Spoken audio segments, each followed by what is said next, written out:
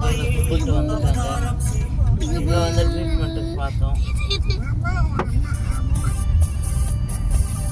Okay சித்தி, என்ன கொடுத்துருக்காங்க தேய்க்க சொல்லி? சரி, அது ஒரு மாதம் தேய்க்கும் போது ரிசல்ட் கிடைக்கும் நினைக்கிறாங்க. நல்லா ஹெல்த்தியாக சாப்பிட சொன்னாங்க. அப்புறம் ரிசல்ட் கிடைச்ச பிறகு திருப்பி எண்ணெய் வாங்கி நம்ம அதாம்மா அங்கே போயிடுச்சு.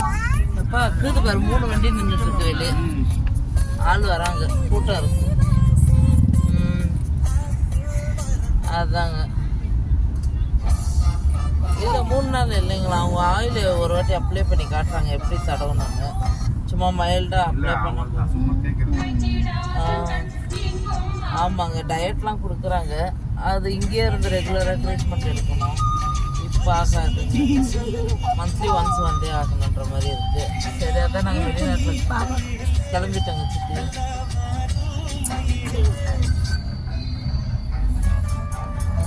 கிளம்பிட்டேங்களே. சரி, அங்கே கால் வலிக்கு. சரி சரி, தெரியல அது எனக்கும். வேணா கொரியரில் ஆர்டர் பண்ணிக்கிறாங்க. இல்லைங்க சித்தி, அவங்களாம் காட்டலாங்க.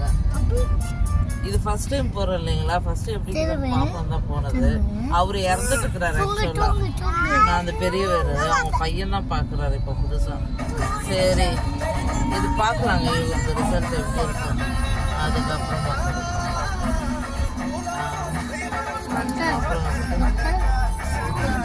இல்லை சாப்பிடணும். எனக்கே எதாவது காட்டலான்னு பார்த்தா ஒரு பெரியவராக இறந்துட்டார். 2 வருஷம் ஆயிடுச்சு.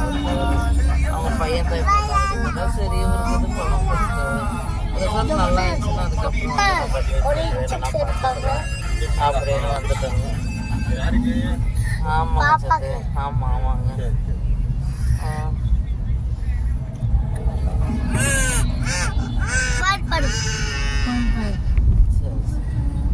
கிளம்பியாச்சு. இனிமேதான் டிஃபன் சாப்பிடணும். நைட்டு 3 மணிக்கு தான் ரீச் ஆனோமே. ஹோட்டல் புக் பண்ணி இவங்களை படுக்க வச்சுட்டு நாங்கள் அங்கே 5:30 மணிக்கெல்லாம் போயிட்டோம். பார்த்து பார்த்துங்க. நீங்கள் மினி பஸ் அங்கே மினி பஸ்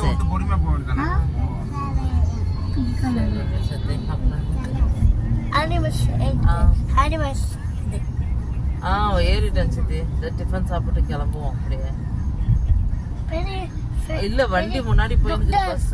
கொஞ்ச நேரத்துக்கு கொஞ்ச நேரம் ஆள் கை காட்டுறாங்களா டிஸ்டர்ப் ஆகுது பின்னாடி வந்து ஸ்பீட்ல வரும்போது. அது சொன்னாங்க. ஹோட்டல்ல தான் இப்ப ரூம் புக் பண்ணுங்க.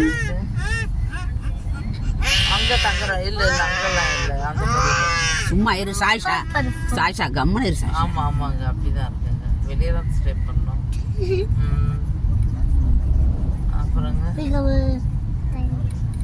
சரி, நான் பார்த்துட்டு வரேங்க சித்தி, ஃபோன் பண்ணுறேன்.